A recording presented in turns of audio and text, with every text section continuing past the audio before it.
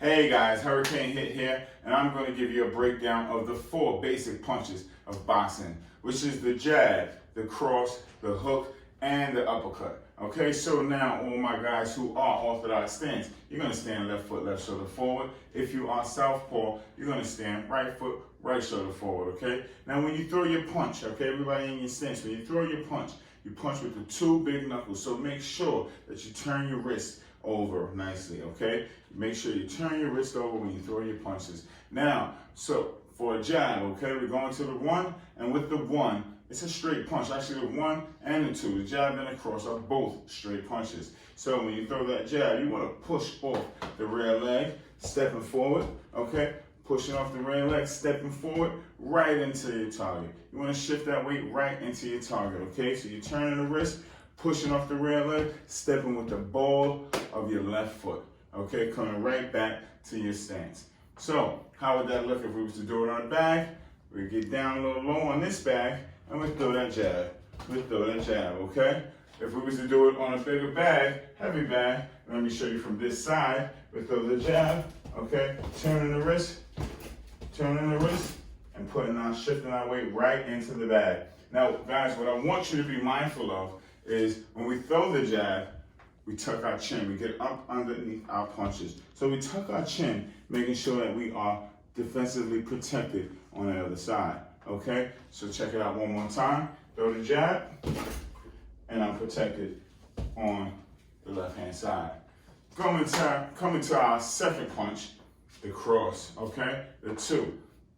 The right cross is called the right cross because the right hip crosses the left side of the body, okay? So as we throw this punch, we're in our stance, and as we throw this punch, we kick the right heel out, okay? I want you to kick that right heel out, allowing hip mobility, allowing the hip to really transfer the weight forward into the punch, okay? So hands by your face, elbows in, and as we throw that punch, there we go. Now, again, the cross is also a straight punch. So we're not flicking the elbows out, we're throwing it straight out, okay? Now as we throw that punch straight out, again, we also want to be mindful that our chin is down, being protected by our shoulder. We want to get up under our punch, punching nice and high up over our heads, okay? So if you was to see me on this bag, I would get a little lower on this bag, and I would tuck my chin. There you go, there you go. I want to go slow, I don't really want to go fast. This bag likes to move. So you kind of should go fast on this bag. Okay, number 3. Number 3 is the left hook. The left hook, guys, you're in your stance. Now I'm going to break it down into 2 pieces just to give you a little head, to slow it down for you guys so you can kind of see what we're going to do here. So the 2 pieces is pretty much snap the elbow up to making an L shape, okay? You snap the elbow up, making an L shape, then you pivot the hips. So snap, and then pivot. Now the power comes from the ground up. So that hip pivot is where you get all the power from, okay? It's not necessarily arm. You form an arm, really locking your back, okay?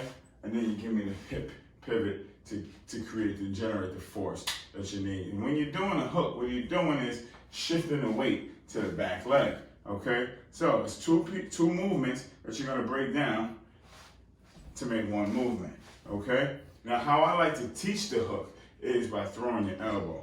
So, a quick cheat, throw the elbow, which helps you to lock out your back to where you can generate that force as opposed to trying to use your arm, which makes the lever a little bit lighter and able to withstand less force, okay? So, the hook on the double end bag, here you go.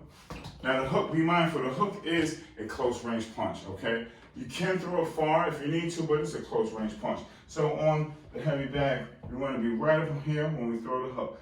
Boom. And that way, our opponents don't see it coming. So, in the event that you need to throw it a little further, you step back and you just open up your hook a little wider. Okay, it won't be so much an L shape anymore, but it will be a wider hook and it can still reach its target, it can still do damage.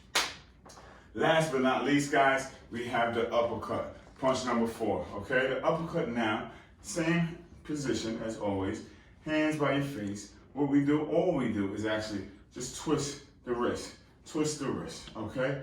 So we twist the wrist, and simultaneously as we twist the wrist, we pivot, we add the pivot, okay? Again, once again, the force comes from the ground up. So as we add the pivot, that's where we get our force from. So how would that left uppercut look on the double end bag? Right here, right here.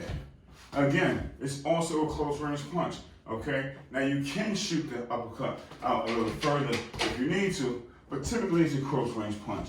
I also see a lot of people who sometimes they don't. At least Mike Tyson, he would drop down and then come up with the uppercut. Most people just drop their hands and come up with the uppercut.